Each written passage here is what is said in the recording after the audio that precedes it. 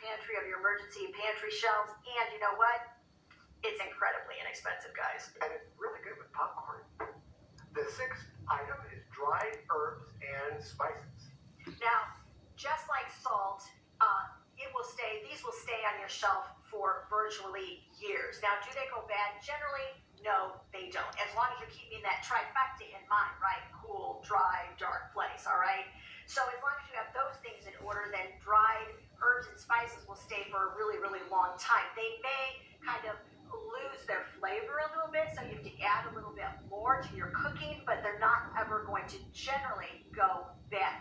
But once again, like we told you, the coconut oil has medicinal uses, so does the salt, and so do herbs and spices. Here's some ideas of some herbs and spices that we keep on our emergency pantry shelves and what we have used them for. Chamomile will help you get a good night's sleep, and if you need some loosening of your stuffy nose, boil it in a pot of water and breathe in the steam. Yeah.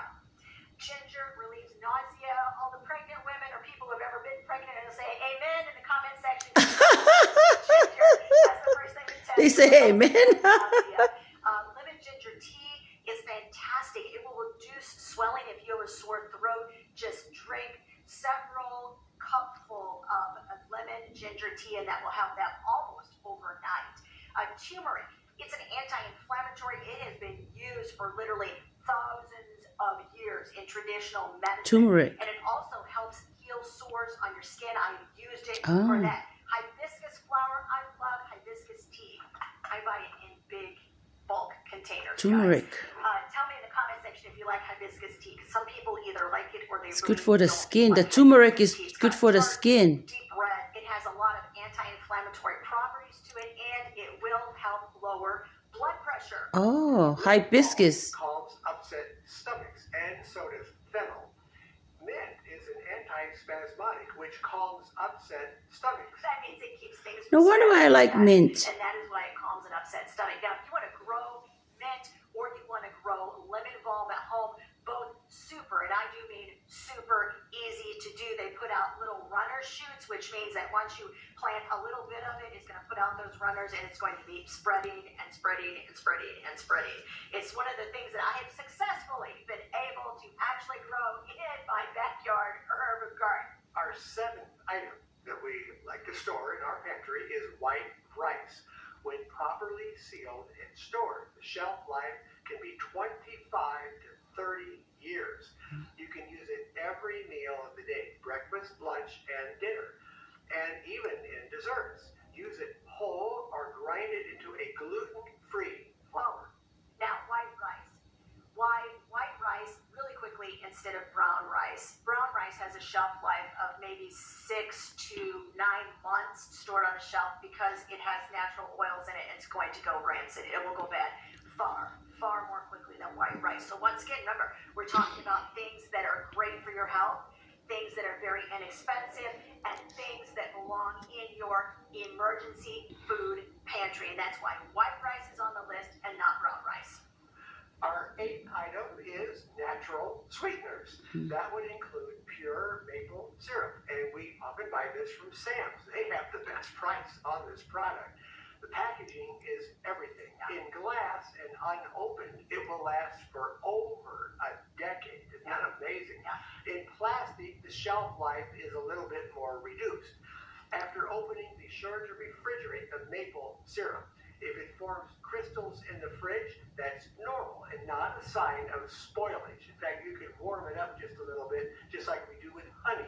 And the next item is honey in the sweetener line. We keep honey on hand for medicinal purposes. It will help soothe the cough. It will speed the healing of burns and wounds. It calms anxiety, reduces seasonal allergies, especially if it's honey from local bees. It calms an upset stomach if you have flu. Now, we mentioned, of course, we're vegan, so we do keep honey on hand for medicinal purposes. We like a very specific kind of honey, and we're going to leave a link to it in the description of this video.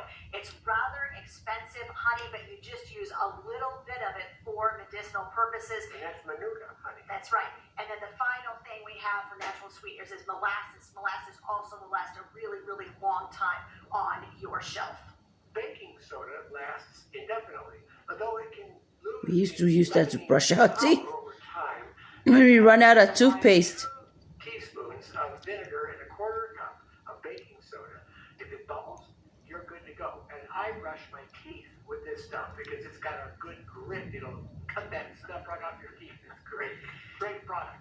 All right, let's talk just a little bit about the other uses of baking soda, because like a lot of the other things we're talking to you about, we're talking versatility. Not only can you eat it, but it's great for what ails you. So as he mentioned, homemade toothpaste oftentimes made with baking soda as that base ingredient. You can use it as a household cleaner. It brightens whites when you do laundry.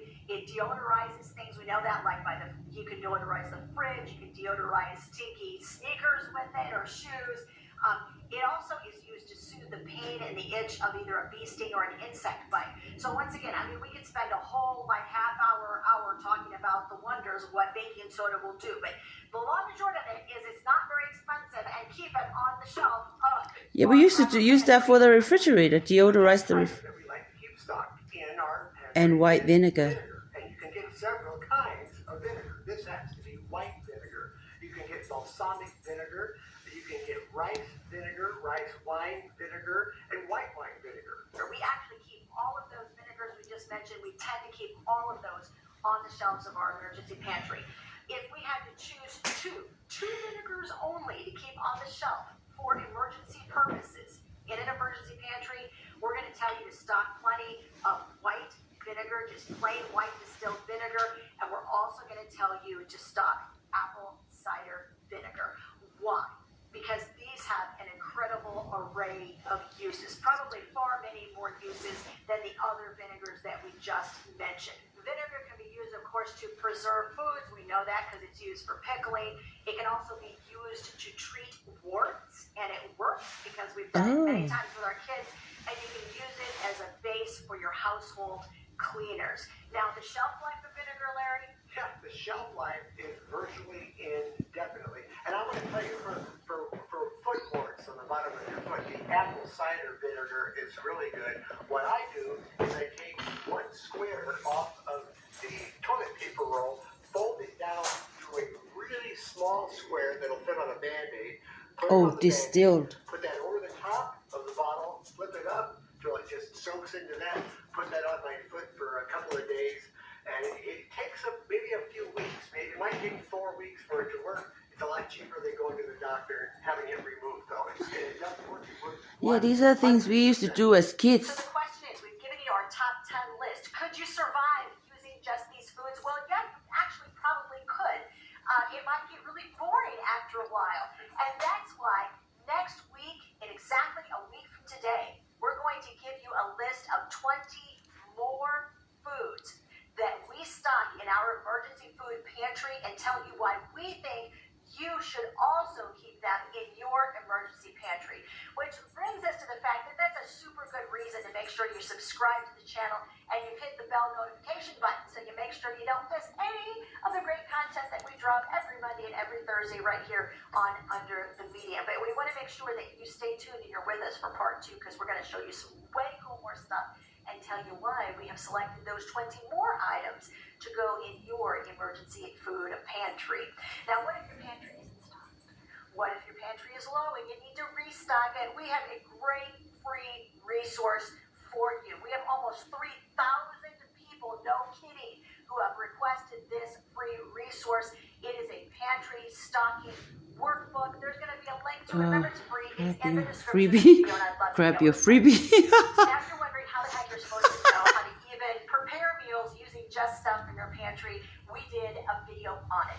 And we showed you step by step our 4-step formula. The easy way to know if you have enough food in your pantry.